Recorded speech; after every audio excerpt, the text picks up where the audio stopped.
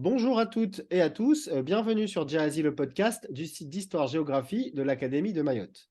Notre objectif est d'abord d'apporter un éclairage scientifique et pratique en interviewant des chercheurs, des enseignants, spécialistes d'une notion contenue dans les programmes d'histoire-géographie, de MC ou de spécialité. Jazzy le podcast est ensuite le moyen pour notre discipline, dans une région géographiquement éloignée des grandes institutions scientifiques et culturelles, de garder une mémoire des entretiens donnés par les spécialistes. Jazzy le podcast se veut enfin un instrument d'auto-formation professionnelle, conçu comme un écho des stages organisés dans le cadre du plan académique de formation. Aujourd'hui, nous avons l'immense honneur de recevoir Simon Edelblut. Simon Edelblut, vous êtes agrégé, docteur en géographie, vous êtes professeur des universités en géographie, donc à l'université de Lorraine, vous êtes directeur adjoint du centre de recherche en géographie, Lothaire. Pour animer ce podcast avec moi, comme à l'accoutumée, Monsieur Clément Camouly-Lecran, professeur d'histoire-géographie, formateur académique et chargé de mission d'inspection. Alors, Simon Edelblut, nous vous recevons donc aujourd'hui pour évoquer votre thème de recherche, à savoir l'évolution des espaces industriels. Et pour débuter ce podcast, on va commencer par une définition. Est-ce que vous pourriez nous définir ce qu'est un système productif et nous expliquer en géographie qu'est-ce qu'un système? Bon, alors peut-être pour commencer, avant d'arriver à la définition, je vais peut-être pas y arriver tout de suite, mais on va y arriver. En fait, ce qu'on fait, et ce qu'on fait quand on travaille sur des systèmes productifs, on fait de la géographie économique, en fait, comme dans le temps, quelque part. Simplement, c'est une autre façon de voir les choses qui est un peu dictée par l'évolution de la fonction économique. Mais c'est toujours de la géographie économique, c'est-à-dire comment les activités économiques, les faits économiques, alors que ça soit de l'agriculture, de l'industrie, des services, du commerce, des transports, etc., comment ça s'inscrit dans le territoire et comment ça se voit dans le paysage. Donc c'est peut-être des façons d'expliquer les choses qui paraissent compliquées, mais en réalité, c'est ça l'important. Et c'est peut-être ça l'important de faire comprendre aux élèves, c'est d'une manière ou d'une autre, hein, comment finalement le tourisme s'inscrit dans le paysage, comment l'industrie s'inscrit dans le paysage, comment l'agriculture s'inscrit dans le paysage, comment les services, le commerce, je sais pas moi, les loisirs, hein, tout ce qui sont des activités économiques finalement, s'inscrivent dans le paysage. Donc c'est ça, hein, simplement utiliser l'entrée système productif, c'est une manière de voir les choses plus moderne parce que la manière ancienne, elle fonctionne plus très bien. Donc je vais commencer par ça en fait, hein. En réalité, jusque dans la fin du XXe siècle, début du XXIe siècle, on séparait les activités économiques en trois secteurs. Donc, normalement, tout le monde a entendu parler de ça à l'école, hein, et puis ou alors encore, on en parle encore aujourd'hui d'ailleurs, hein, c'est encore parfois en cours, ou c'est encore parfois dit. Donc secteur primaire, c'est l'agriculture, pour faire simple, hein. Secteur secondaire, c'est l'industrie. Et puis secteur tertiaire, c'était tout le reste, hein, une sorte de fourre-tout dans lequel on mettait ce qu'on appelait les services, mais ça pouvait être aussi bien des services publics, les enseignants par exemple, hein, l'éducation, l'hôpital, que des services privés, je sais pas, des coiffeurs, ou des services aux entreprises par exemple, des publicitaires par exemple, des choses comme ça. Alors cette classification-là, elle remontait en fait aux années d'entre-deux-guerres, hein. C'est la classification qu'on appelle de Fisher et de Clark, parce que c'est l'américain Fisher qui l'avait mise au point, et puis c'est un britannique Clark, Colin Clark si je me rappelle bien, en 1940 qui la popularise, hein, qui l'a fait connaître. Donc c'est pour ça qu'on parle souvent plus de classification de Clark que de Fisher. Bon, mais ça marchait bien à cette époque-là parce qu'il y avait en gros à peu près un tiers dans chaque un tiers des travailleurs, en fait, hein, dans chaque secteur. Un tiers des employés, des travailleurs, des gens qui travaillent dans chaque secteur. En gros, il y avait un tiers d'agriculteurs, un tiers de gens qui travaillent dans l'industrie, hein, il n'y a pas que des ouvriers, mais des ingénieurs, des gens qui travaillent dans l'administration de l'industrie aussi, on y reviendra. Et puis, il y avait un tiers dans les services. Donc, c'était un petit peu, ça fonctionnait bien, ça permettait de bien comprendre les choses. Et puis, en géographie, on utilisait cette séparation-là, parce que c'était bien commode aussi pour montrer comment l'agriculture modifie les paysages et les territoires, comment l'industrie modifie les paysages, comment les services, même les services publics, hein, il faut bien construire des universités, des collèges, des lycées, etc., comment ça impacte le territoire, comment ça marque le territoire. Bon, et puis au fil des 30 Glorieuses, hein, notamment dans les années 60, 70, 1960, 1970, eh bien, cette classification, en fait, elle s'est avérée de plus en plus difficile à utiliser parce qu'en fait, l'agriculture, le secteur agricole s'est réduit de plus en plus. Il y avait de moins en moins d'agriculteurs pour toujours autant de production. Mais on arrivait à 2-3, on arrive aujourd'hui, je vous dis, à 2-3% d'agriculteurs dans la population active en France. Hein, c'est très faible. Donc, on arrivait à un secteur primaire tout petit. Le secteur secondaire avait tendance à se réduire même avant la crise. Hein. Même avant la crise, ça se réduisait. Et puis en plus, après la crise industrielle, après les chocs pétroliers des années 70, ça s'est réduit encore plus. Alors, il y a deux choses qui faisaient que le secteur industriel, en tout cas en matière d'emploi, se réduisait. Ben, la première, c'est que d'entreprises externalisaient leurs services. Je vais essayer d'être simple. C'est-à-dire qu'une entreprise comme Renault qui fabrique des automobiles, bah, historiquement, ils contrôlaient pas seulement la fabrication, donc des ouvriers, mais ils contrôlaient aussi bah, la publicité, la comptabilité, la distribution, etc. Donc tout ça, c'est Renault qui salariait des gens pour faire ça. Or, un publicitaire ou un comptable de chez Renault, bah, il est bien sûr compté dans le secteur secondaire, puisqu'il est salarié par Renault, mais en fait, il ne faisait pas un travail industriel. Hein, puisqu'il est publicitaire, le publicitaire, il ne fait pas un travail industriel. Mais il était compté dans le secondaire. Donc ça a toujours grossi artificiellement le secteur secondaire, qui était finalement un secteur qui, pendant les 30 Glorieuses, embauchait des ouvriers, certes, mais aussi des autres personnes qui travaillaient pour l'entreprise industrielle, mais qui n'étaient pas ouvriers. Et au fil des années 60, 70, 80, les entreprises ont beaucoup externalisé. C'est-à-dire qu'au lieu de faire leur propre publicité, bah, elles ont finalement, on va dire, viré les publicitaires et puis qui ont trouvé du boulot dans les agences de publicité. Et puis elles ont fait appel à des agences de publicité. Ce qui fait que beaucoup de gens qui étaient comptés dans le secondaire, avant ce phénomène d'externalisation, de sous-traitance vers les services, eh bien, beaucoup de ces personnes qui étaient comptées dans le secondaire ont été dorénavant comptées dans le tertiaire. Ce qui fait que le secondaire, déjà, s'est réduit en raison de ça. Et puis, la deuxième raison, c'est qu'il y a aussi d'énormes gains de productivité. On a robotisé, automatisé, etc.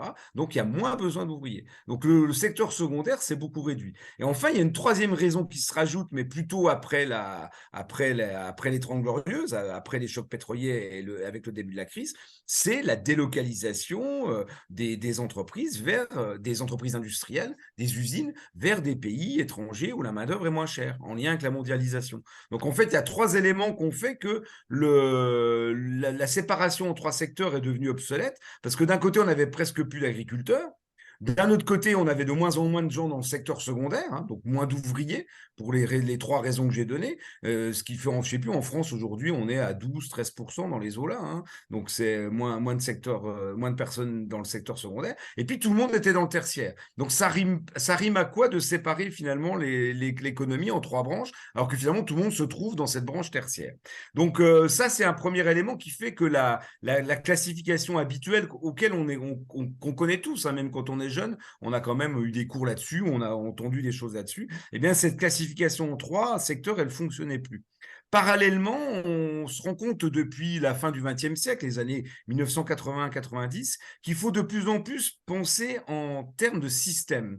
C'est ce qu'on appelle les approches systémiques. Alors, c'est vrai dans la médecine, par exemple. Hein, on peut traiter une maladie sur un organe, mais si vous ne traitez pas l'ensemble du patient, ça ne va pas marcher. Si vous ne faites pas attention à ce qu'il pense, si vous ne faites pas attention à son ressenti, bah, votre opération, elle ne va pas fonctionner ou elle fonctionnera moins bien. Donc, on s'est rendu compte que dans tous les domaines, il fallait essayer d'avoir le plus possible ce qu'on appelle une approche systémique. Donc, voir les choses dans leur ensemble. En géographie, par exemple, un des premiers véritablement à travailler là-dessus, c'est Roger Brunet. Lorsqu'il dessine ses modèles, vous savez, le modèle de l'île tropicale, par exemple, on reviendra sur les modèles. Hein. Donc, il voit les choses comme des systèmes. Il va parler du relief, il va parler de l'activité humaine, de la population, de la culture, donc de plein d'éléments qui forment en fait un modèle territorial dans un système. Donc, on s'est mis à penser l'économie comme ça, en fait, dans les années 80-90. Et les premiers véritablement à parler en France de système productif, c'est François Damet et Jacques Chiblin. Donc, je vous enverrai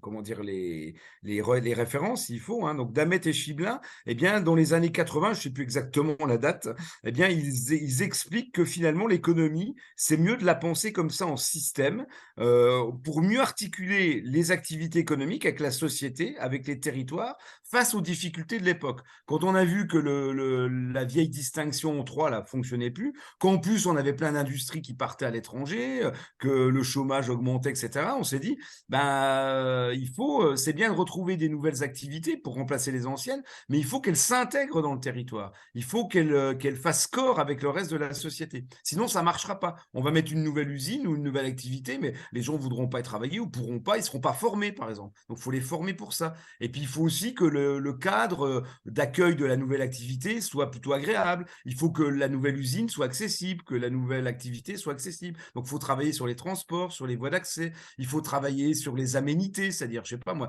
faire en sorte que les gens habitent dans un cadre où il y a des loisirs, où il y a d'une offre culturelle, où il y a aussi de l'éducation pour leurs enfants, etc. Donc, l'idée, c'est de penser comme ça en système, et c'est comme ça qu'on est arrivé à parler des systèmes productifs. Donc, c'est quelque chose qui apparaît dans les années 80-90, mais qui ne s'impose pas avant les années 2000. Ce n'est pas avant les années 2000, et on commence à voir apparaître ça dans les programmes, presque plutôt même au XXIe siècle, hein, si je ne dis pas de bêtises, dans les programmes du secondaire. Donc, c'est dans les années 2010 qu'on commence à voir apparaître ça. À tel point qu'il y a eu une question au CAPES en 2014, je crois, si je me rappelle bien, une mutation des systèmes productifs en France. Et là, vous avez plein de références de collègues qui ont écrit sur ces mutations-là. Moi, j'ai dû faire un chapitre d'ouvrage aussi, hein. Donc, on a tous un peu écrit sur cette façon de voir les choses, hein. Donc, en fait, comment on imagine ça? On imagine une filière productive, en fait, hein. Je ne sais pas, dans l'agroalimentaire, vous n'allez pas prendre en compte seulement l'industrie agroalimentaire, mais vous allez mettre en relation cette industrie avec les producteurs, avec, je ne sais pas, les champs de blé, par exemple, hein, et puis l'usine qui transforme le blé en farine, elle est liée avec ces agriculteurs qui produisent du blé. Et puis, on va travailler aussi sur la distribution. Qu'est-ce qu'on en fait de ce blé? On l'envoie à les boulangeries, etc. Donc, bon, et puis aussi sur la consommation, sur les accès, etc. Et tout ça, ça forme ce qu'on va appeler donc un système productif. Donc, c'est la filière productive. Et puis, on ajoute des éléments de cadre, la formation de la main-d'œuvre, par exemple, les logements, la mobilité des employés, etc. Alors, ces systèmes productifs, on les pense en deux sphères. Il y a deux sphères dans un système productif. Il y a la sphère proprement productive. Donc, la sphère productive, il va y avoir de la production concrète, de la production intellectuelle aussi. Donc, les gens qui vont qui vont développer les voitures, qui vont dessiner les voitures, par exemple, des choses comme ça, hein. Donc, la production concrète, la production intellectuelle et la logistique aussi, hein, le transport des différents produits, des matières premières et des produits finis. Et puis, les services aux entreprises aussi qui vont rentrer dans cette sphère productive. Donc, ça, c'est la première sphère. Et puis, à côté de ça, dans le système productif, il y a une sphère résidentielle. Alors, certains, Damet et Schibling, parlent de sphère de reproduction sociale. Alors, j'aime pas trop le terme-là, hein. Ensuite, on part plutôt l'INSEE, par exemple, qui a récupéré. L'INSEE, aujourd'hui, il classe les activités comme ça, hein. Sphère productive, avec production concrète, périproductif, production intellectuelle, transport, et puis la sphère résidentielle. Donc, l'INSEE classe les activités comme ça. Donc, sphère résidentielle, eh bien, c'est les services privés et les services publics. Alors, on peut pour comprendre les choses peut-être concrètement, hein. Il y a des exemples un peu historiques faciles. Aujourd'hui, c'est peut-être plus compliqué à les visualiser, même si on réfléchit comme ça, mais il y a des exemples historiques faciles. Un finage agricole, par exemple, c'est un beau système productif. Vous savez, comme dans le passé, les vieilles communes, alors qui avaient une certaine autonomie dans leur production, il y avait les champs, il y avait le village avec les paysans qui travaillaient les champs, il y avait quelques artisans, il y avait un moulin pour transformer le blé en farine, par exemple, et puis les gens, il y avait un four à pain pour faire son pain, etc. Donc là, vous avez historiquement dans le finage un système productif, avec aussi quelques aménités. Il y a l'église aussi, il y avait la culture, hein, par exemple, hein. Donc il y a tous ces éléments-là qui forment un vrai système productif. Les systèmes paternalistes du 19e siècle, dans l'industrie, c'était un peu pareil. Il y avait l'usine, il y avait les cités ouvrières à côté, il y avait les bâtiments de loisirs, la bibliothèque, le stade, par exemple, les magasins pour alimenter les ouvriers. Tout ça, c'était contrôlé en fait par le patron. Et c'est un vrai système productif qui se voit très bien. Alors, la difficulté aujourd'hui, c'est que ces systèmes, ils sont plus éclatés. Hein, c'est-à-dire qu'une entreprise aujourd'hui, une usine, elle va pouvoir chercher de la matière première assez loin, parfois plus proche, elle va vendre parfois à l'étranger, etc. Donc, on a des systèmes qui sont parfois plus sous forme de réseau et plus éclatés. Alors, si je reviens aux sphères dont je parlais tout à l'heure, ces deux sphères productives et résidentielles, elles ont des liens entre elles. Hein, elles fonctionnent de concert. C'est-à-dire que les gens, un fonctionnaire comme moi, par exemple, je vais aller acheter des produits. Je ne sais pas, si j'achète une voiture, il a bien fallu qu'elle soit fabriquée quelque part. Et inversement, l'ouvrier qui fabrique la voiture, il a des enfants qui vont peut-être venir à l'université suivre mes cours. Hein, donc, il y a des liens entre les deux sphères. L'une peut difficilement fonctionner sans l'autre, en fait. Hein.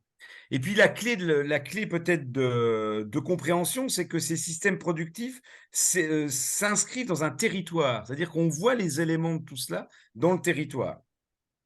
Et enfin, une des autres clés, c'est qu'il s'étudie à toutes les échelles, aux échelles locales, nationales, voire internationales. Et je terminerai là-dessus sur un peu le point théorique, hein, c'est le point peut-être le plus complexe à bien saisir. Dans la réalité, la mondialisation a fait le fait que les frontières soient globalement ouvertes. C'est en train de changer, hein, on va en reparler tout à l'heure. Mais dans la réalité, la mondialisation à la fin du XXe siècle, en fait, fait que les territoires se sont spécialisés vers telle ou telle sphère ou sous-sphère. Par exemple, un pays comme la France, un territoire la France, hein, un pays comme la France se spécialise plutôt à la fin du XXe siècle dans tout ce qui est services financiers, commerciaux, etc., les loisirs, le tourisme, des choses comme ça. Mais à la limite, c'est pas grave parce que la production, elle est faite ailleurs. Elle est faite dans d'autres territoires, je sais pas, en Asie, en Chine, au Vietnam, au Bangladesh, des choses comme ça. Donc, quand les frontières sont ouvertes et qu'il n'y a pas de crise, ça marche assez bien comme ça. Il y a d'autres territoires, les pays émergents, le Brésil, la Chine, etc., vont peut-être se spécialiser dans la production concrète. Hein. Donc, tout ça, ça fonctionne à l'échelle mondiale et ça peut fonctionner si les frontières sont ouvertes, s'il n'y a pas de crise. Mais on se rend compte récemment, depuis le 21e siècle, et avec les différentes crises qui se sont accélérées en quelque sorte, hein, le réchauffement climatique avec la crise écologique, le Covid, la guerre, etc., que cet éclatement des systèmes, finalement, cette échelle mondiale des systèmes, il faudrait peut-être la remettre à l'échelle nationale, voire une échelle plus locale. Pour éviter les problèmes stratégiques et les ruptures d'approvisionnement, il faudrait peut-être rassembler tout ça à une échelle nationale, et puis même à une échelle plus locale pour éviter les transports d'un bout à l'autre de la France. Bon, c'est pas un très grand pays, mais ça fait quand même 1000 km du nord au sud ou d'est en ouest, en tout cas pour la métropole, hein, sans parler de l'outre-mer. Eh bien, il y a des trajets et tout ça, ça coûte cher. Donc, il vaudrait mieux produire plutôt localement, on va parler de circuits courts, par exemple, et de recréer des systèmes productifs qui soient plus localisés, un petit peu à l'image de ce qu'il y avait dans le passé. Hein, simplement, ça va peut-être demander des sacrifices parce qu'on va peut-être plus pouvoir facilement consommer ou à un prix beaucoup plus élevé quelque chose qui va venir de loin. Donc ça, c'est un paradigme qui est en train de changer. Hein, c'est-à-dire qu'on a l'impression historiquement que ces systèmes productifs, ils fonctionnent de façon assez localisée. On les voit très bien dans le paysage. Puis ensuite, ils s'éclatent à l'échelle nationale, européenne, internationale, mondiale même, hein, puisque, je sais pas, moi, pour un stylo comme ça, c'est du plastique. Hein. Donc, le plastique, c'est du pétrole. Donc, le pétrole, il vient certainement, je sais pas, moi, des Émirats arabes unis ou d'Arabie saoudite ou je ne sais d'où. Donc, pour faire ce bout de plastique que je tiens entre les mains. Je parle pas de l'encre, du métal et tout ce qu'il peut y avoir dans ce tout petit objet. Donc, on a des systèmes productifs qui se sont éclatés à une échelle mondiale avec un impact dans le paysage, d'ailleurs, qui existe toujours, hein, parce qu'on va voir les conteneurs, on va voir les ports, on va voir les zones d'activité. Donc, tout ça, ça se voit, cette mondialisation dans le paysage. Hein. Et puis, en ce moment, quand je dis en ce moment, c'est assez récemment, hein, c'est vraiment depuis les années 2010, je dirais, où il y a vraiment une prise de conscience de ce danger de l'éclatement de ces systèmes, et on essaye de les rassembler un petit peu, ces systèmes productifs, sur des échelles, au moins nationales, enfin au moins à l'échelle de l'Union européenne par exemple, hein, nationales, voire régionales. Les plus radicaux, ils vont dire, voilà, bon, en France, on mangera plus de bananes, enfin en France métropolitaine, on mangera plus de bananes parce que ça pousse pas en France, donc tant pis, hein. Ou alors on en mangera, mais elles coûteront énormément parce qu'il faudra payer le coût écologique du transport et puis des choses comme ça. Donc la radicalité arriverait à des circuits courts et une consommation locale, mais qui me paraît pour le moment encore assez utopique. Et puis il faut aussi que les gens acceptent ça. Donc voilà pour l'idée un peu des théories, hein. On est venu vraiment, si je résume, à ces systèmes productifs parce que la vieille séparation de Clark et Fisher, primaire, secondaire, tertiaire, ça marche plus. D'ailleurs, vous allez sur les sites de l'INSEE, vous allez plus voir ces termes-là, hein. Vous allez voir système productif, vous allez voir sphère productive, sphère résidentielle. Vous allez trouver des stats comme ça. On va encore parler d'industrie, d'agriculture, hein, mais primaire, secondaire, tertiaire, ça marche plus très bien. Et puis donc, on réfléchit de cette façon-là, et surtout, ça permet de bien réfléchir de façon systémique, en n'oubliant pas des éléments qui font fonctionner les systèmes, et ça permet aussi de réfléchir à différentes échelles, ce qui est propre un peu de la géographie. Mais encore une fois, l'important, peut-être le plus basique, c'est de comprendre, et je reviens au début et je boucle la boucle, qu'on fait toujours de la géographie économique et que, sauf qu'on a changé un peu les termes tout simplement, et que en fait l'important c'est de montrer comment les activités économiques, alors de la métropole, de Mayotte par exemple, comment les activités économiques de Mayotte impactent le paysage, ont une trace dans le paysage. Et pourquoi pourquoi il y a un port avec des conteneurs? Parce qu'il faut faire venir des marchandises de l'étranger, parce qu'on ne produit pas tout sur place, etc. Donc c'est vraiment des choses très basiques au départ, hein. Alors dans les programmes, on va mettre des termes qui compliquent peut-être un peu les choses, hein, mais c'est vrai qu'on ne peut plus rester sur primaire, secondaire, tertiaire, ça c'est sûr. Voilà. Très bien, merci beaucoup, merci pour cette réponse effectivement très claire, très éclairante.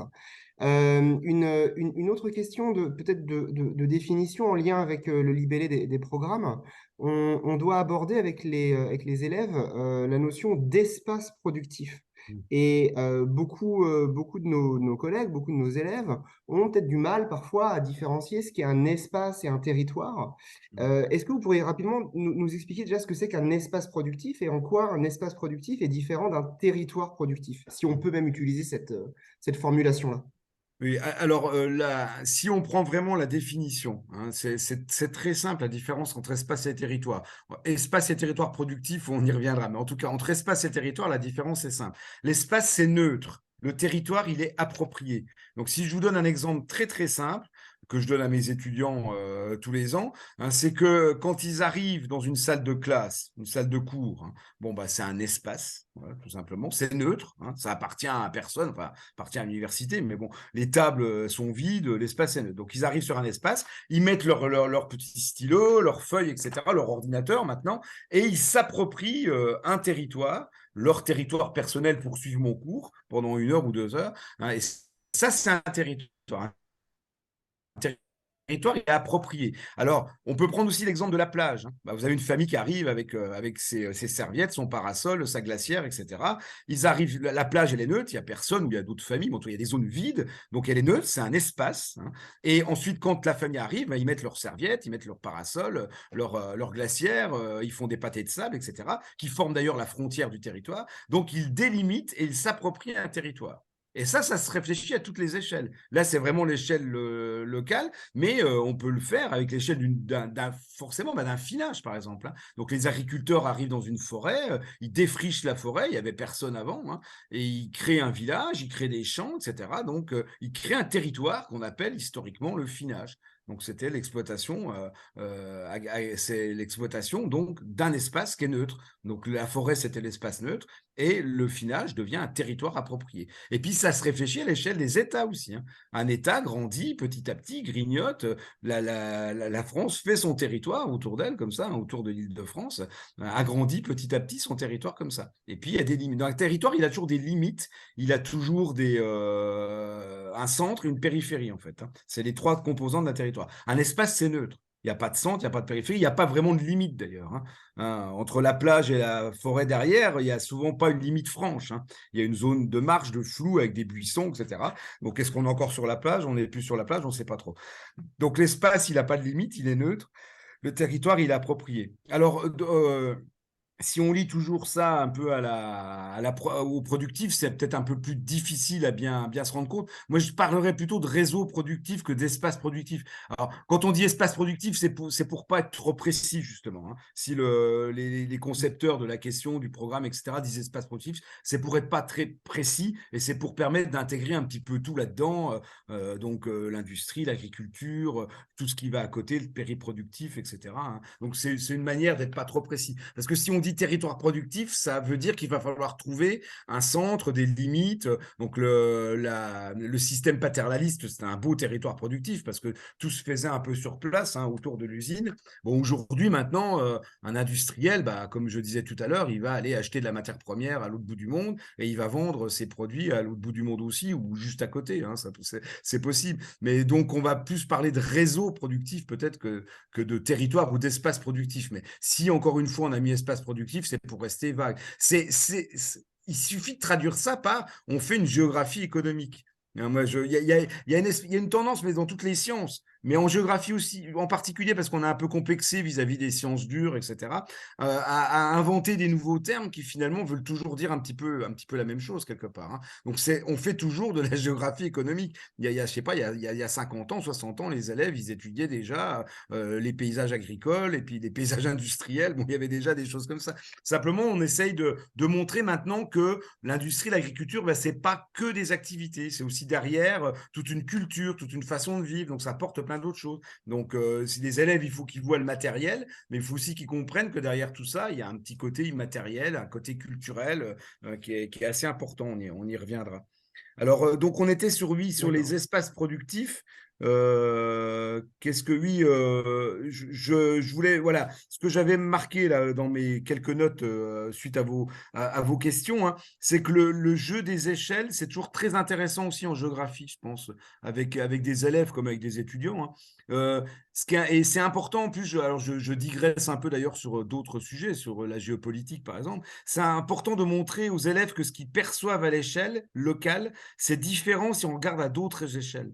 Hein, ce qu'ils voient autour d'eux, c'est pas la même chose si on regarde à d'autres échelles. Alors, c'est pas vraiment de la géopolitique, c'est plus de la politique d'ailleurs, hein. Et c'est d'où l'écart souvent entre le discours officiel et puis ce qu'on ressent. Parce qu'on a des discours officiels qui sont faits par des hommes ou des femmes politiques ou par des savants, entre guillemets, hein, des chercheurs, voilà, qui vont voir le territoire à une certaine échelle, à l'échelle d'un pays. Souvent, on étudie à l'échelle d'un pays. Et puis, on va dire, si on étudie l'économie de la France à l'échelle mondiale, ça va plutôt bien, hein. Bon, c'est un pays riche quand même, hein, malgré tout, à l'échelle mondiale. Voilà, bon. Donc, par contre, si vous êtes au chômage, en difficulté, et dans la région la plus pauvre du pays, c'est sûr que vous ne ressentez pas la même chose. Hein, vous n'avez pas l'impression que ça va bien. Hein, donc, il y a une espèce de décalage, toujours comme ça, qui est souvent lié à ces observations à différentes échelles. Je pense que ça, c'est bien qu'un élève le comprenne aussi, hein, pour pas forcément, comme ça permet de ne pas remettre en cause la démocratie, mais de comprendre pourquoi ça ne marche pas bien, hein, souvent parce qu'il y a ce décalage de perception, mais ce n'est pas pour ça qu'il faut tout remettre en cause et tout foutre par terre, a priori, quoi.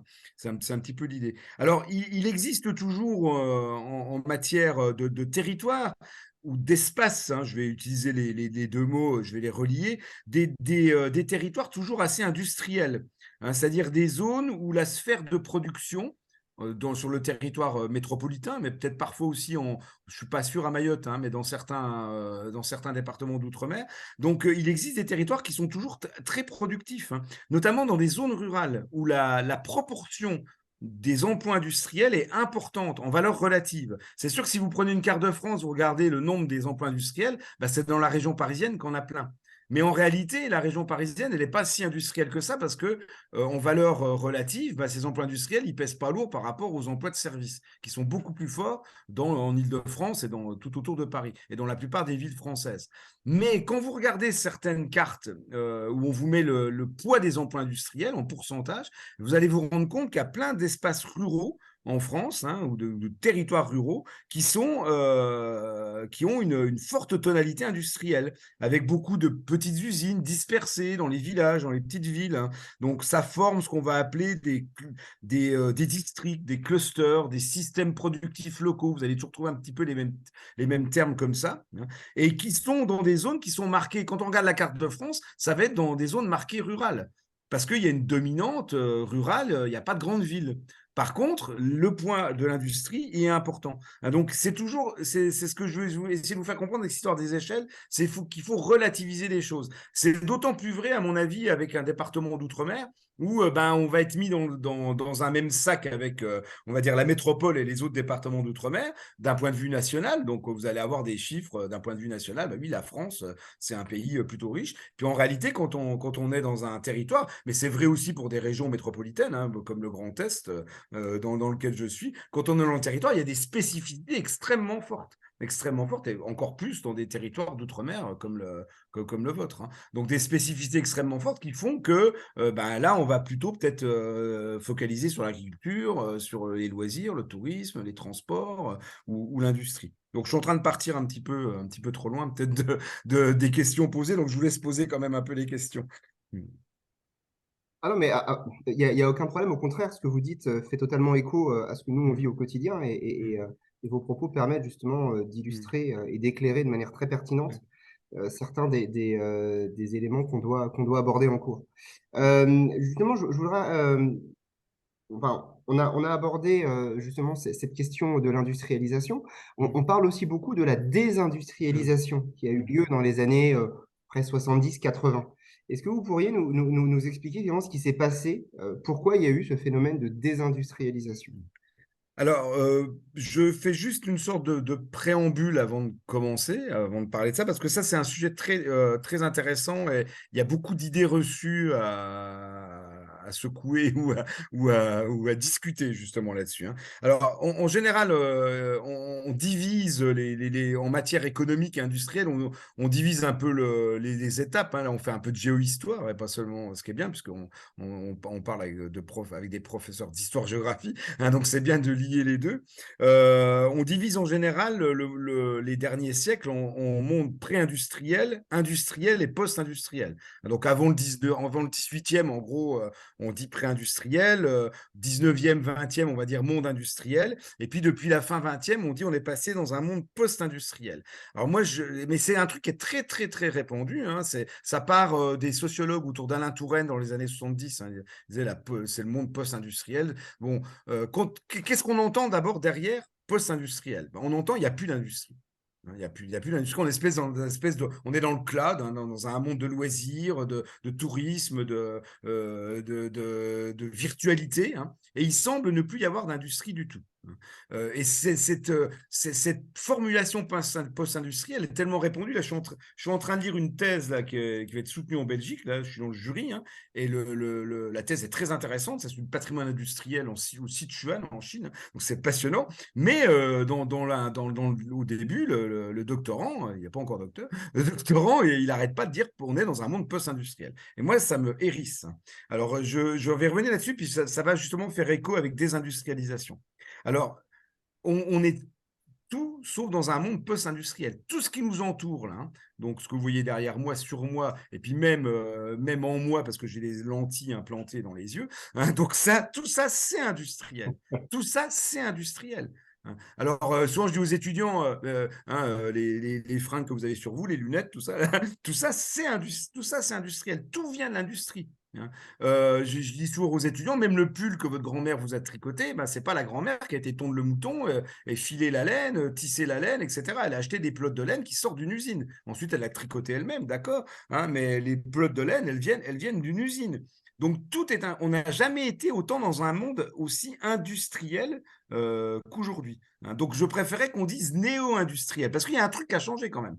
Parce que l'industrie, on ne la voit plus. En tout cas, en France métropolitaine, et puis même aussi d'ailleurs dans les Outre-mer, on ne la voit plus l'industrie pour deux raisons. Parce que elle est partie, une grande partie, on va en parler, hein, heureusement pas tout, hein, mais une grande partie qui est partie dans des pays en voie de développement, des pays émergents. Donc, on cite souvent la Chine, hein, mais il n'y a pas que la Chine. Souvent, d'ailleurs, les plus grosses délocalisations françaises, elles ont été faites en Europe de l'Est, hein, en République tchèque, en Hongrie, etc., en Roumanie, et pas en Asie. Bon, en tout cas, beaucoup d'usines sont parties, et puis celles qui restent, on ne les voit plus dans le paysage. On les voit moins, parce que contrairement à ce qu'il y a dans votre fond d'écran, hein, Clément, là, ce ne sont plus des usines tubulaires, ce ne sont plus des usines avec des toits en dents de scie, là, à shed, hein, donc les toits qu'on reconnaît très bien.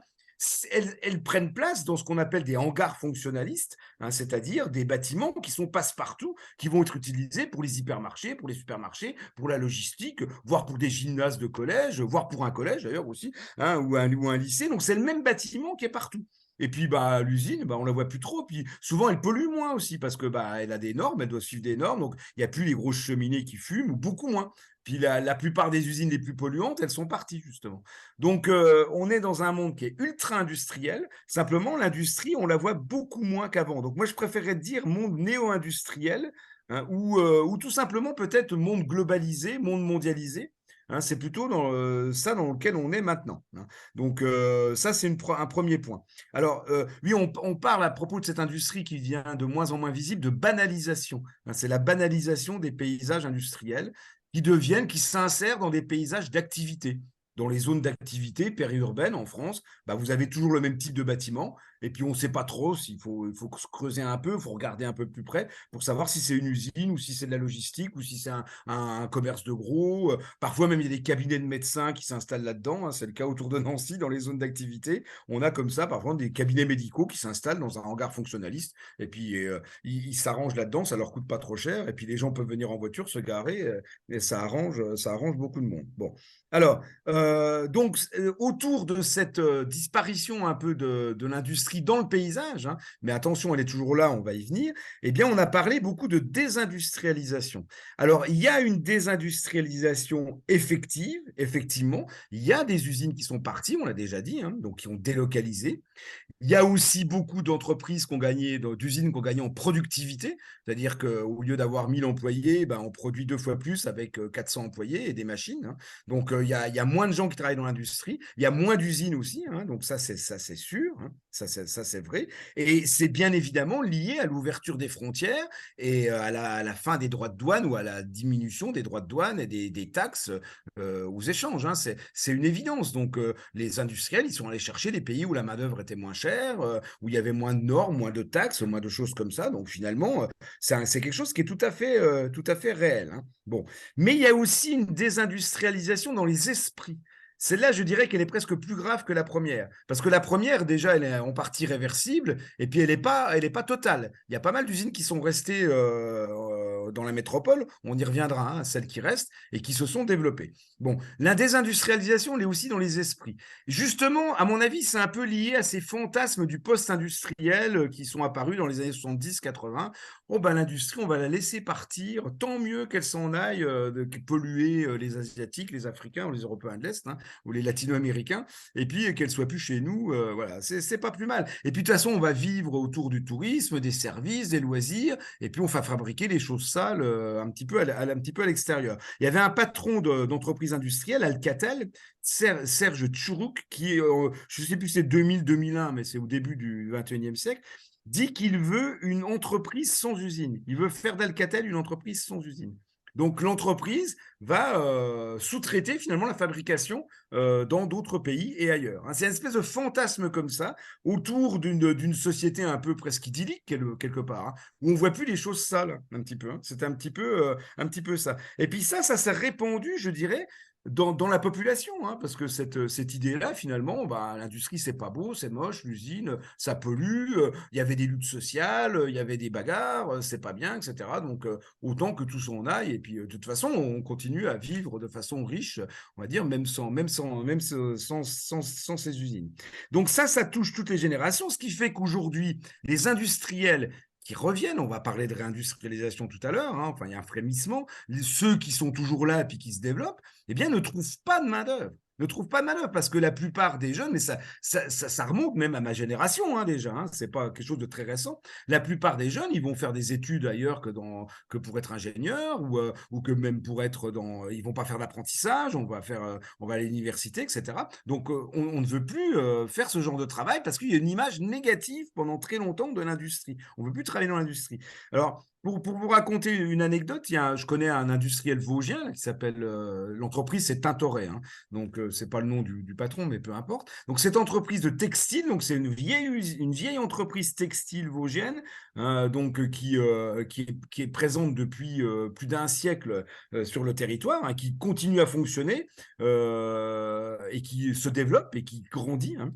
Eh bien, ne trouvait pas, avait beaucoup de mal à recruter, hein. Alors, il se trouve qu'ils étaient dans un vieux bâtiment, vous savez, avec les toits à chèvre, là, avec une vieille cheminée. Bon, et puis il n'était pas très bien entretenu, le bâtiment, mais bon, ça fonctionnait. Ce bâtiment, il est détruit par un orage de grêle. Il y a un énorme orage de grêle, une tempête de grêle, et le bâtiment est détruit. Bon. Et le patron n'a pas voulu reconstruire le bâtiment ou refaire le bâtiment qui était récupérable. On aurait pu retaper tout ça, réhabiliter tout ça. Il a préféré construire une nouvelle usine dans un hangar fonctionnaliste, ultra moderne, hein, et raser l'ancien bâtiment. Alors je lui dis, mais quand même, vous n'avez pas pensé quand même à la mémoire, vous n'arrêtez pas de dire c'est mon grand-père qui a fondé l'entreprise, voilà, patrimoine, etc. Il est très à fond là-dessus, hein, fabriqué dans les Vosges, made in Vosges, enfin c'est vraiment le truc.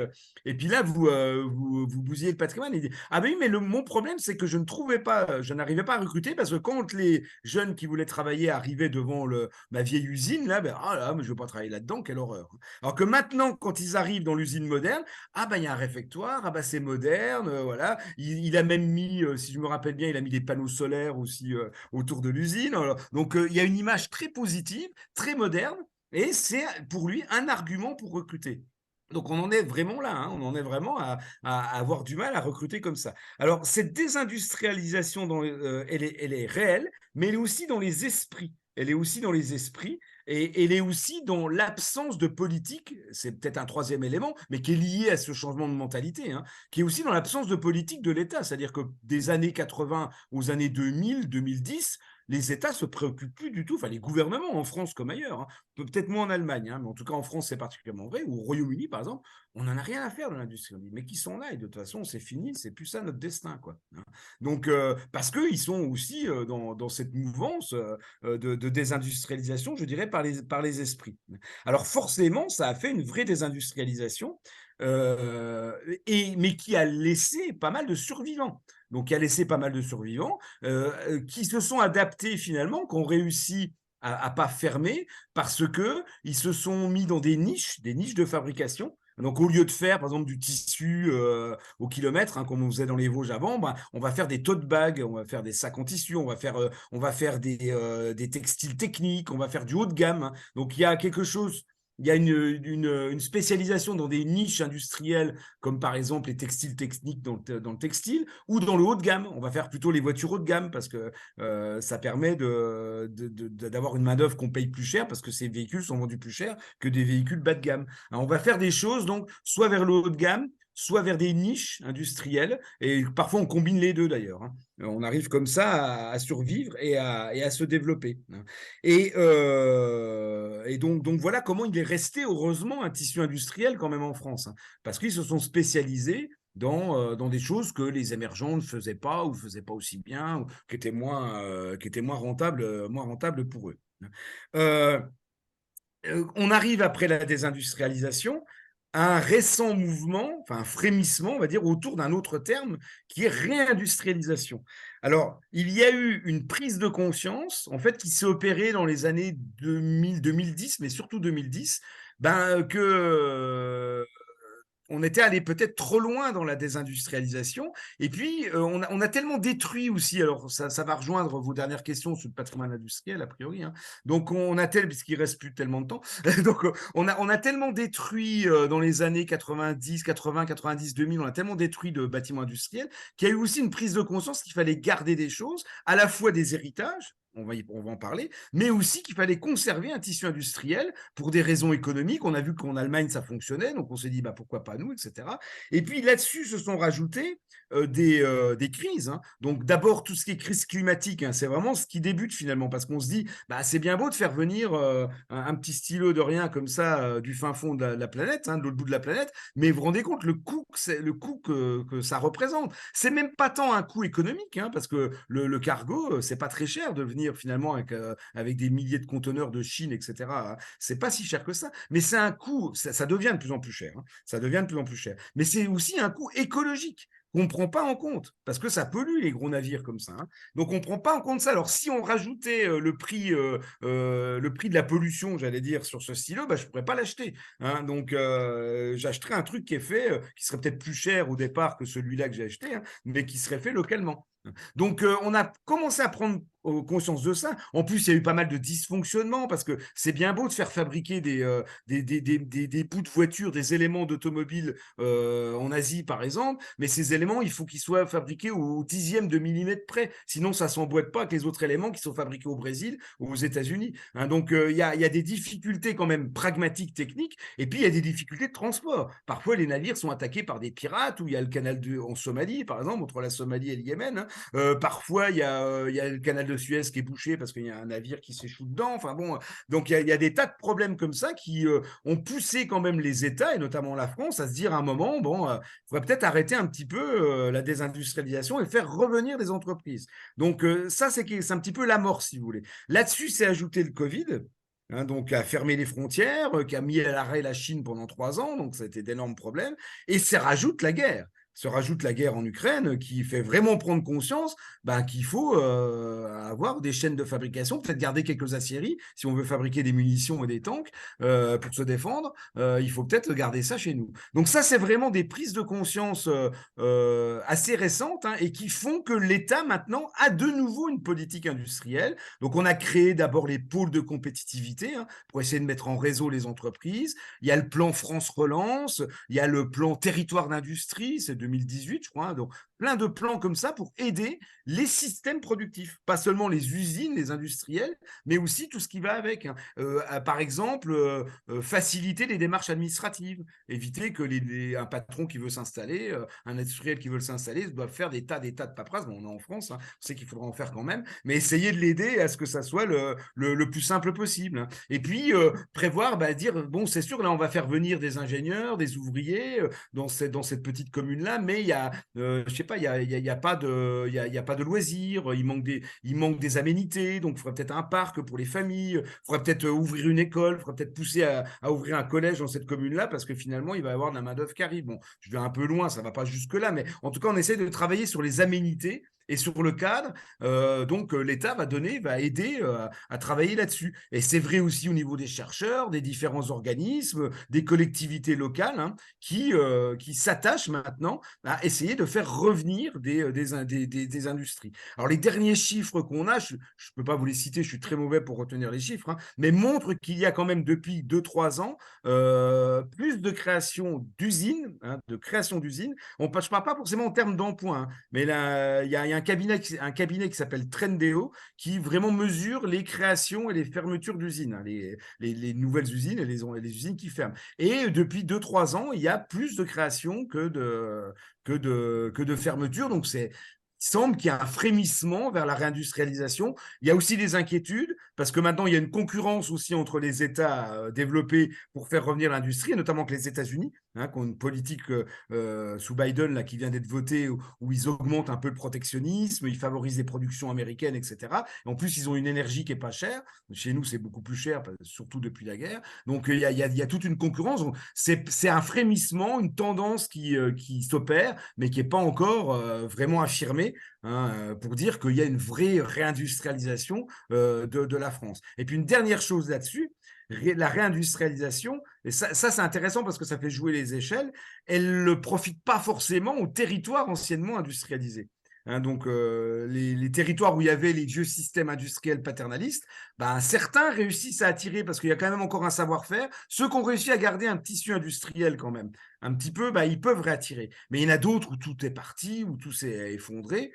Ceux-là, ils n'attirent pas. Hein. Les nouveaux industriels, ils vont venir où? Ils vont venir la plupart du temps autour des grandes villes. Parce qu'autour des grandes villes, dans les zones d'activité, ils vont trouver les loisirs pour les cadres, ils vont trouver les universités, les centres de formation, le pouvoir politique, le pouvoir économique, les financements, plein de choses. Hein. Donc souvent, les industriels, j'allais dire les néo-industriels, on pourrait dire, ceux qui se réinstallent en France ou qui s'installent en France, ils cherchent plutôt la proximité de la grande ville. Donc, les territoires anciennement industrialisés, bah, là-dedans, ils continuent à éprouver certaines difficultés, on va dire. Merci beaucoup pour cette réponse. Alors, pour poursuivre justement sur ce thème, sur l'industrialisation, la désindustrialisation, quand on parle de désindustrialisation, on pense aussi à un autre terme, c'est la friche. La friche industrielle, c'est le bâtiment un peu comme derrière Clément, ce bâtiment Oui. dans lequel la nature reprend ses droits dessus, abandonné. Et donc la friche, effectivement, elle renvoie à une image assez négative justement de l'espace productif, une sorte d'échec qu'on laisserait visible. Alors comment inverser justement le changement de vision sur la friche? Je crois que vous parlez justement vous en avez parlé tout à l'heure, de la culture comme un outil de réintégration des friches industrielles. Alors est-ce que vous pourriez justement développer ce point et donner des exemples? Est-ce que par exemple, Alors, le Louvre-Lens, ça pourrait être un exemple justement? Alors là, je pourrais vous en parler pendant 3 heures, mais je n'ai pas le temps de parler longuement. Je voudrais juste faire une remarque pour peut-être, je reviens à l'idée de système productif, parce qu'au moment où vous avez parlé de l'image derrière Clément, ça me fait penser à ça. Finalement, les deux images que vous avez choisies, c'est un bel exemple de ce que pouvait être un système productif paternaliste. Hein, parce que Clément, il a choisi une ancienne, je pense que c'est UCAN, je ne suis pas sûr, hein, non, c'est fourneaux comme ça, il y en a beaucoup. Mais en tout cas, il a choisi une ancienne usine sidérurgique, donc une ancienne usine en fait. Hein. Donc, je ne suis pas sûr qu'elle soit. Il a choisi une ancienne usine. Et puis, Vincent, il a choisi un bâtiment qui a l'air d'avoir rien à voir avec l'industrie. Hein, on dirait un château, un peu comme ça, vu de loin, hein, notamment pour des gens de Mayotte. Hein, on a plutôt l'impression que c'est un château. En réalité, c'est un foyer social pour les ouvriers d'une usine textile vosgienne. Donc, dans cette commune, la Thaon-les-Vosges, l'industriel, qui était un industriel textile, il avait construit plein de logements pour ses ouvriers. Donc, il avait construit un vrai système productif, un vrai territoire, des cités ouvrières où il y avait une bibliothèque, il y avait une piscine, il y avait un stade, etc., des magasins, etc.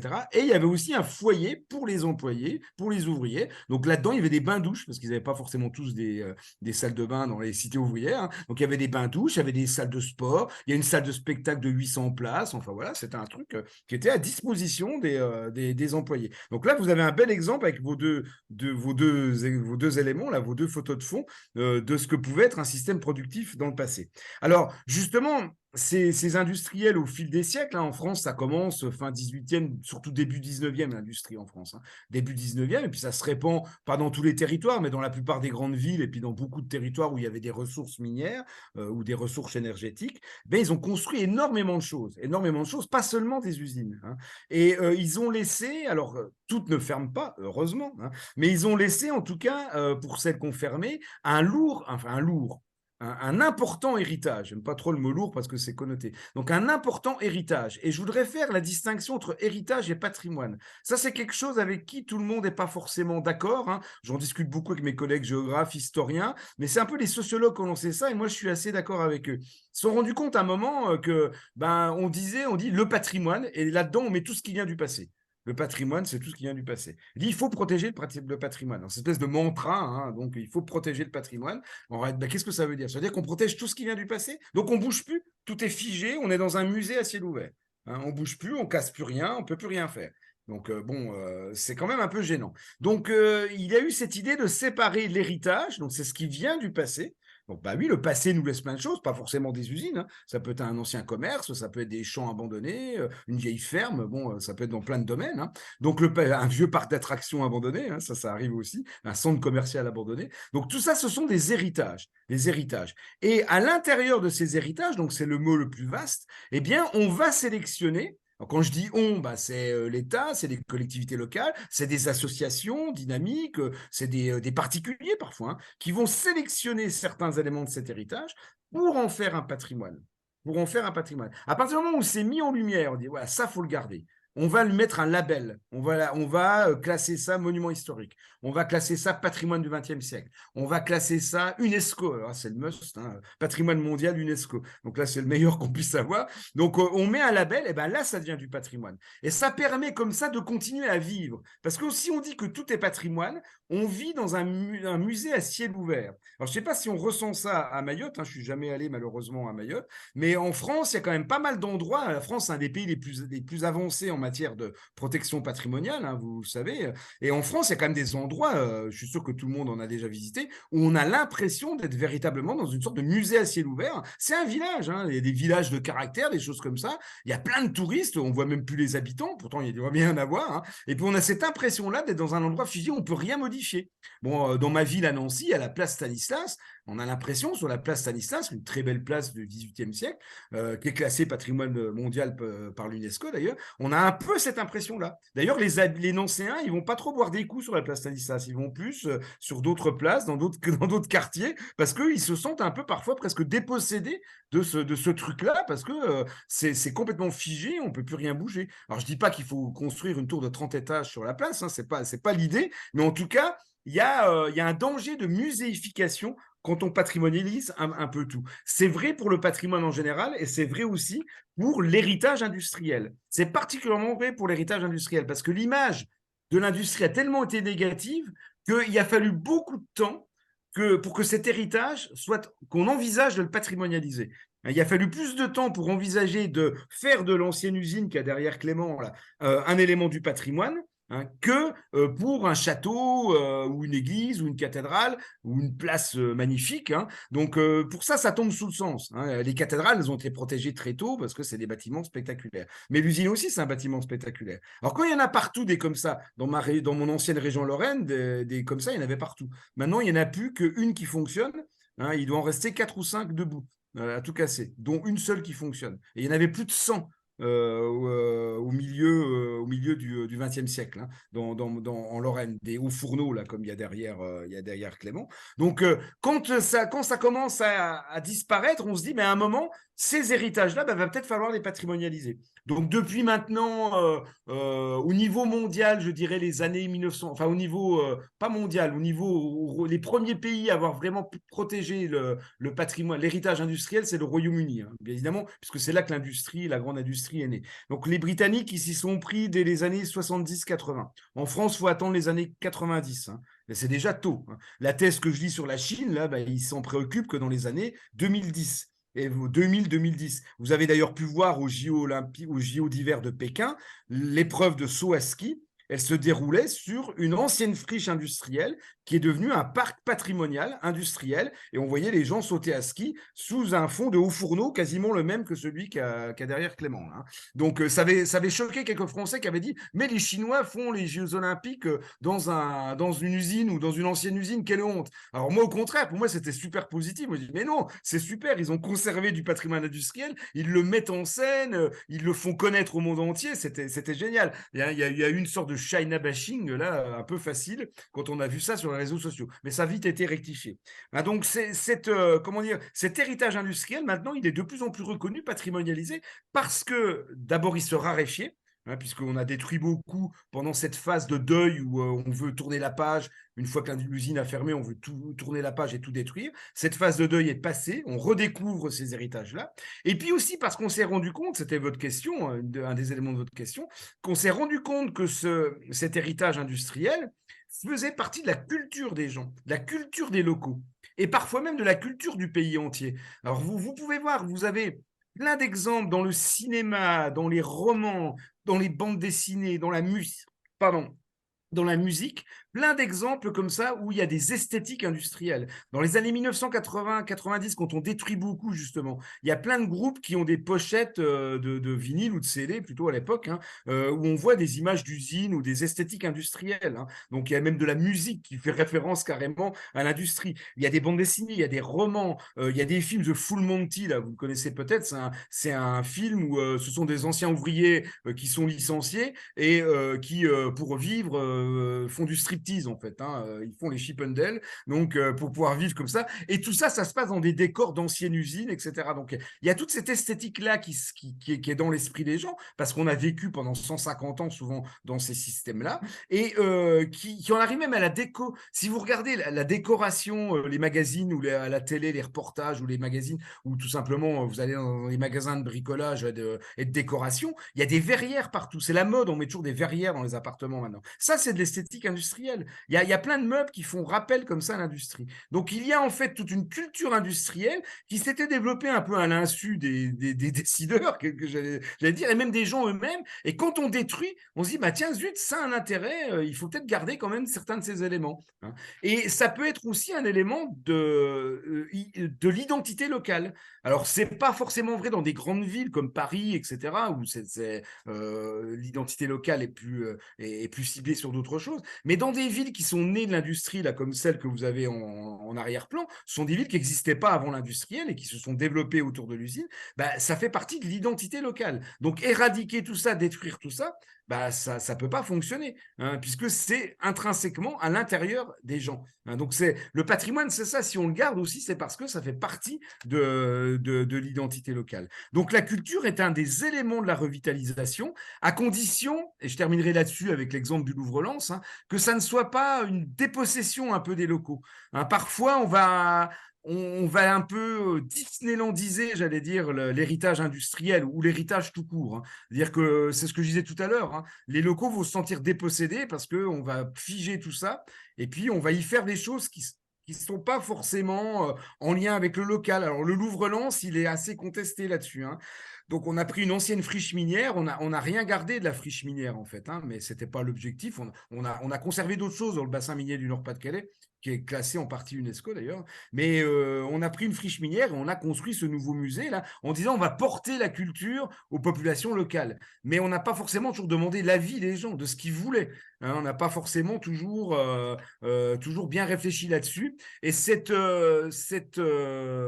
reconversions culturelles, il y en a eu plein. Dans les années 90, 2000, le Louvre-Lens en fait partie.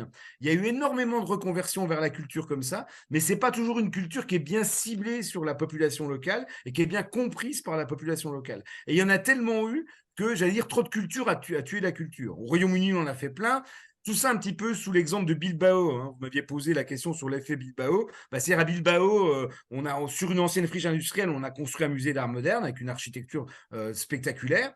Et ça a amené des touristes, ça a amené un coup de projecteur sur la ville. Mais c'était les premiers vraiment à le faire de façon comme ça. Et surtout, ils ont surtout très bien communiqué dessus. Il y a des études récentes qui montrent qu'en réalité, ça n'a pas ramené tant de touristes que ça n'a pas ramené tant d'argent que ça. Mais ils ont tellement bien communiqué dessus que maintenant, tout le monde connaît cet effet-là et tout le monde connaît Bilbao. Donc, c'était un petit peu leur objectif. Donc, après, tout le monde a voulu imiter. C'est un peu ce qu'on a voulu faire avec le Louvre-Lens, finalement. Et ça marche plus ou moins bien. Donc, c'est bien le Louvre-Lens. Moi, pour l'avoir visité, c'est quelque chose de très intéressant. C'est bien fait. C'est bien relié, je dirais, à la gare, mais par contre, c'est peut-être moins bien relié au quartier local. On n'a encore pas trop bien réussi forcément à tout bien imbriquer. Et est-ce que c'est véritablement compris, accepté par les locaux? Ça, c'est pas complètement sûr. Ça, il y a des discussions beaucoup là-dessus.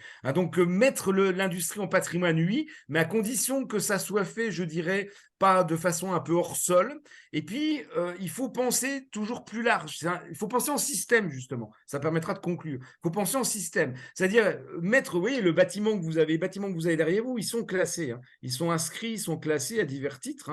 Bon, mais ils sont souvent trop isolés.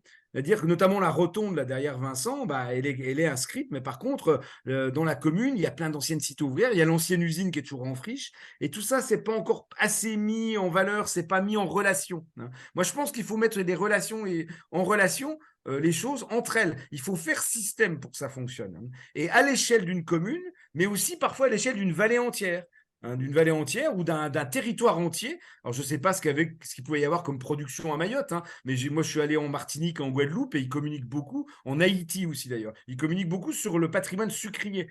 hein, donc les anciennes usines à sucre à Rome du temps des colons, etc. Puis ensuite, après la départementalisation, enfin, ils montrent tout ça. Il y a plein de vestiges, il y a un patrimoine industriel de folie dans les Antilles françaises, hein. Et même en Haïti, pourtant pas un pays avancé économiquement et en grande difficulté aujourd'hui, bah, j'avais visité comme ça une romerie, hein, qui est un patrimoine industriel, et c'était une initiative personnelle en fait du propriétaire qui avait mis en patrimoine en fait cet héritage-là à côté d'un hôtel où j'étais. Donc justement, il faisait venir les touristes et c'est comme ça qu'il arrivait à faire fonctionner son truc. Donc il y a plein d'initiatives personnelles, plein d'initiatives comme ça qui doivent montrer que ce patrimoine n'est pas seulement un bâtiment. Sinon, ça ne marchera pas. Hein. Si vraiment un bâtiment, puis quelque chose qui est un peu hors sol. Hein. Il faut que ça soit pensé souvent en système, mis en relation. Aujourd'hui, c'est possible en plus de le faire un peu virtuellement, avec des QR codes, il y a plein de possibilités de faire. On peut faire des balades, proposer des itinéraires de balades pour découvrir un ancien paysage et territoire industriel, des balades cyclistes, des balades pédestres, etc. Un des éléments importants, et je vous promets, j'arrête là-dessus, c'est la mixité aussi. C'est la mixité des réutilisations. Dire mettre un musée, je vais parler de la culture justement. Là, il y a eu trop d'éléments culturels faits dans le patrimoine en général et en particulier dans le patrimoine industriel. Et ce qui est intéressant, c'est de mixer les choses. Qui est de la culture certes, mais qui est aussi un magasin ou un endroit pour que les producteurs locaux puissent vendre leurs produits, je sais pas, une zone de loisirs, un cinéma, enfin je dis un peu n'importe quoi, voire de nouvelles usines dans d'anciennes parties d'usines. La mixité des reconversions et de l'utilisation de ces héritages, elle est, à mon avis, très importante et c'est un gage de réussite. Voilà. Ah. Alors, justement, vous savez pas à quel point, justement, le terme d'héritage patrimonial et industriel résonne dans la tête de Clément, parce qu'il est fan du Corbusier. Et Ah bah lorsqu'on oui, était... voilà, bah ça c'est Saint-Dié. Exactement. Lorsqu'on était à Saint-Dié, il m'a traîné sous la pluie pour aller voir son bâtiment L'usine du Corbusier, Claude et exactement. Daval. Ouais. Oui, je la connais. Alors, donc, alors, dernière question, on va essayer de faire court, une question de définition. On en a parlé tout à l'heure, ça va être important pour nos auditeurs. C'est la définition d'un paysage. On a parlé de paysage industriel. Est-ce que vous pourriez expliquer de manière synthétique ce qu'est un paysage? Alors, un paysage, en fait, je dirais, bon, c'est jamais facile à définir comme ça. Il y a une bonne définition dans l'ouvrage de Jean-Robert Pitt de 1983, Histoire du paysage français. Alors, comme j'ai une très mauvaise mémoire, je ne l'ai plus complètement en tête, mais ce qui fait ressortir, ce qui ressort toujours de la définition d'un paysage, c'est qu'il y a dedans des éléments matériels dans le paysage, hein, et qu'il y a des éléments immatériels. Donc, dans les éléments matériels du paysage, il y a le relief, par exemple. Il y a tout ce qui est, j'allais dire, le naturel, hein, même si aujourd'hui, il n'y a plus grand-chose de naturel quand même sur Terre. Mais bon, en tout cas, il y a tout ce qui est ce que la nature a construit, le relief, la végétation, le climat qui peut se voir dans le paysage aussi, hein, et l'hydrographie, par exemple. Donc, il y a le matériel. Et dans le matériel, il y a ce que les êtres humains ont fait ensuite. Donc, c'est le dominant maintenant. Le relief est toujours là. Et encore, les êtres humains sont capables maintenant de modifier un peu le relief. Hein. Donc, mais en tout cas, le relief est là. Donc, ça, c'est le naturel. C'est le matériel naturel, j'allais dire. Et puis, il y a le matériel anthropique, modifié, mis en place par les humains. Donc, les bâtiments que vous avez derrière vous, mais ça peut être aussi les champs, les prés. Hein. C'est aussi les êtres humains, la forêt qui est cultivée aujourd'hui. Hein. Donc, c'est les êtres humains qui mettent en place tout ça. Donc, ça, c'est les éléments matériels du paysage. Et puis, en fait, le paysage, c'est ça. Le paysage, c'est un ensemble c'est ce qu'on voit, donc un ensemble que l'on voit, en général d'un angle assez large. Hein. Personne n'est capable de dire à partir de quand on n'est plus dans un paysage. Par exemple, ce que vous avez derrière vous, certains vont dire c'est du paysage, d'autres non, parce qu'on voit qu'un bâtiment en fait. Hein. Pour moi, c'est déjà du paysage quelque part, parce que quand vous êtes face au bâtiment, c'est ce que vous voyez. Mais bon, il y a un moment où on est quand même trop près pour que ça soit du paysage. Habituellement, on le considère sous un angle un peu plus large, hein, sous un angle un petit peu plus large qu'un seul bâtiment. Donc, c'est ce que l'on voit du territoire, en fait, hein, et il est composé d'éléments matériels et immatériels. Alors, je ne suis pas allé assez loin sur immatériel, donc il représente un peu la culture des gens, hein, mais il est aussi lié à la perception de l'observateur. Donc ça, il ne faut pas oublier qu'il y a un côté subjectif du paysage. Moi, dans un paysage, je vais tout de suite voir les anciennes usines, parce que c'est mon truc. Mais il y a d'autres personnes qui ne vont pas les voir. Ils vont voir l'église, le minaret, j'en sais rien, parce que c'est ça qui va les intéresser. Ils vont voir d'autres choses. Et puis, moi, je vais trouver beau le paysage derrière Clément. Et puis, il y en a d'autres qui vont dire, mais c'est affreux, qu'est-ce que c'est que ce truc?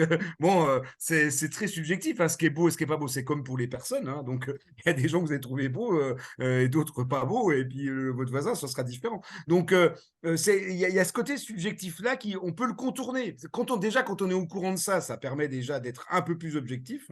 Et puis, on peut le contourner en multipliant les prises de vue. Prenez des photos aériennes, vous prenez... alors, c'est facile sur le net, maintenant, on en trouve plein.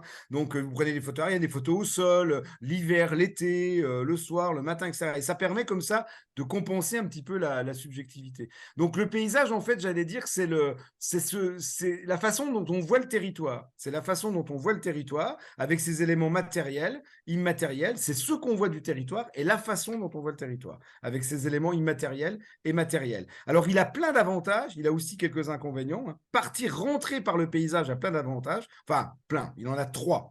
Le premier, c'est qu'il permet d'avoir une approche systémique. Parce que dans le paysage, vous voyez finalement tout ce que les êtres humains, tout ce que les activités des êtres humains ont pu placer. On voit tous les éléments du fonctionnement du territoire. Vous allez voir, je ne sais pas si c'est industriel, une usine et c'est cité, par exemple. Vous allez voir si c'est agricole, des champs, des prés, des vieilles fermes. Et puis, si c'est un petit village agricole, mais proche d'une ville, vous allez voir aussi des pavillons, des lotissements pavillonnaires. Ça vous indique que c'est périurbanisé, que c'est proche d'une ville. Vous allez avoir des routes, vous allez avoir des éléments de loisirs, etc. Donc, il y a plein d'éléments que l'on voit du fonctionnement actuel du territoire. Donc, il représente un système. Il est aussi un palimpseste. C'est ces vieux parchemins du Moyen-Âge de l'Antiquité, pardon, que les moines du Moyen-Âge grattaient pour pouvoir écrire la Bible dessus, en fait, des textes religieux dessus, parce qu'ils n'avaient pas assez de parchemins, en fait. Donc, ils grattaient ce que les savants de l'Antiquité avaient pu écrire. Et puis, aujourd'hui, avec les techniques modernes, on arrive à relire ce qu'il y a derrière ce que les moines avaient écrit.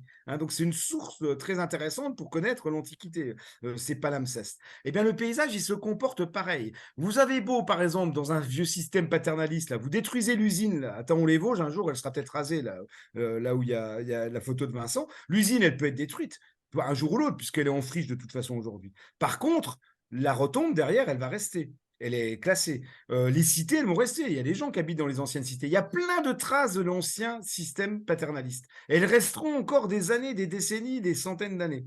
Elles vont rester là. Donc le paysage, il est à la fois représentatif d'un système et il est aussi un palimpseste d'un système actuel, mais aussi un palimpseste parce qu'on voit les traces du passé qui se superposent en fait jusqu'à aujourd'hui. Et puis le gros avantage du paysage, et ça va très bien avec l'enseignement, c'est qu'il est facile à appréhender. Enfin, il est sexy, j'allais dire. Il est esthétique, et sexy, esthétique, je sais pas comment dire. C'est-à-dire, vous présentez à un gamin de 6e un tableau de chiffres ou un graphique en part de tarte. À côté, vous me présentez une photo. Même si c'est une photo d'usine, il va quand même plus regarder la photo que le tableau de chiffres. Parce que tiens, voilà, c'est quelque chose qui est plus pédagogique et aussi plus didactique. Donc, c'est une entrée. Et bon, moi, l'âge que j'ai, quand j'étais au collège, on était en pleine géographie quantitative, on était en pleine époque quantitative, il n'y avait quasiment plus de paysage. Le paysage était villependé parce que justement, il était subjectif, il était culturel, donc ça n'intéressait pas les géographes de l'époque. Il fallait des chiffres, des chiffres. Donc j'ai appris des tas de chiffres, la production de blé de l'URSS ou des États-Unis, enfin des trucs complètement déments. Et on apprenait ça, on avait des graphiques partout sur les manuels. Et puis quand je suis arrivé comme jeune prof dans les années 90 au collège et au lycée, on commençait à avoir des paysages dans les bouquins d'histoire géo, des photos. Et c'était beaucoup plus facile d'expliquer aux gamins avec les photos. Et puis ensuite, on pouvait entrer dans un territoire en fait avec des photos. Et ensuite, on pouvait montrer un graphique. Tu vois, voilà, on voit qu'il y a plein de constructions nouvelles dans la ville. Tu vois, la population elle a augmenté. Tu vois bien sur le graphique que la population elle a augmenté. Donc il y avait plein de possibilités comme ça. Et le paysage est revenu en grâce maintenant au XXIe siècle. Et heureusement, quoi, on recherche comme ailleurs, parce que maintenant on sait gérer cet aspect plus subjectif. Puis on a compris que le quantitatif total c'était aussi un problème. Bon, mais il a quand même des inconvénients, donc, dont celui de la subjectivité en est un. C'est quand même un inconvénient, ça reste quand même un inconvénient, parce qu'il est perçu. Et puis plus vous avez de filtres, donc l'idéal c'est d'aller sur le terrain. Vous allez sur le terrain, vous voyez le paysage, et vous faites votre commentaire. hein. Et comme ça, il n'y a pas de filtre. Par contre, quand vous utilisez une photographie, ben, il y a déjà un filtre. Parce que le photographe, il a déjà choisi un angle de prise de vue, hein. Donc, il y a toujours cet aspect-là qui est quand même un inconvénient, hein, à mon avis. Même si on essaye d'être le plus objectif possible, on ne peut jamais l'être à 100%. Et puis, le deuxième inconvénient, c'est Roger Brunet qui le dit il y a déjà bien longtemps, il parle par bribes. Donc par petits bouts, hein. C'est-à-dire que vous allez voir des éléments, vous allez voir un bout du lotissement là, périurbain, vous allez voir certains éléments, mais il ne vous donne pas la clé d'explication. Puis il y a des choses que vous n'allez pas forcément voir, les flux financiers, etc. Vous n'allez pas les voir, hein. Est-ce que c'est connecté ou pas à l'Internet, voilà, est-ce qu'il y a du réseau, vous ne savez pas tout ça. Donc il y a des choses qu'on ne voit pas dans le paysage. D'autant plus quand on va regarder les choses, des traces du passé. Il va rester des bouts d'usine, il va rester des bouts de cela, il va rester, mais parfois il reste très très peu, c'est peu visible. Donc il part par bribes, par petits bouts. Donc c'est le travail un petit peu du chercheur ou du professeur à expliquer, à combler les trous en fait, hein, et à expliquer un peu aux élèves comment ça fonctionne. Donc moi je pense que c'est, enfin je pense, je suis pas le seul à le penser, hein, là-dessus il y a beaucoup de gens qui sont raccords là-dessus, que c'est un outil essentiel, je pense, en géographie, hein, même dans d'autres domaines, même en histoire, parce que là, on fait un peu de géohistoire avec le patrimoine industriel. Donc, dans plein de domaines, c'est un outil très, très intéressant avec des élèves, hein, vraiment, parce on peut aborder plein de choses, on peut leur montrer les choses. Et puis, le mieux, c'est d'aller sur le terrain. Hein, le mieux, c'est d'aller sur le terrain, c'est de leur montrer les choses, et puis de leur expliquer sur le terrain. Mais c'est pas toujours facile déjà avec des étudiants, c'est pas évident. Alors j'imagine, enfin je le sais, je l'ai fait avec des collégiens, c'est beaucoup plus compliqué. Et puis en plus à Mayotte, c'est pas forcément facile non plus. Voilà. Bien, merci Simon et Delbut, c'était passionnant. On arrive à la fin de notre podcast. Merci pour toutes vos réponses claires, précises, qui ont permis évidemment d'aborder, j'espère, un peu plus simplement ces notions de système productif, d'espace productif. En tout cas, merci à vous pour cette intervention. Vous retrouverez donc ce podcast sur le site internet académique d'histoire-géographie de Mayotte qui s'appelle Jazzy. Merci à tous et à toutes. Au revoir. Merci.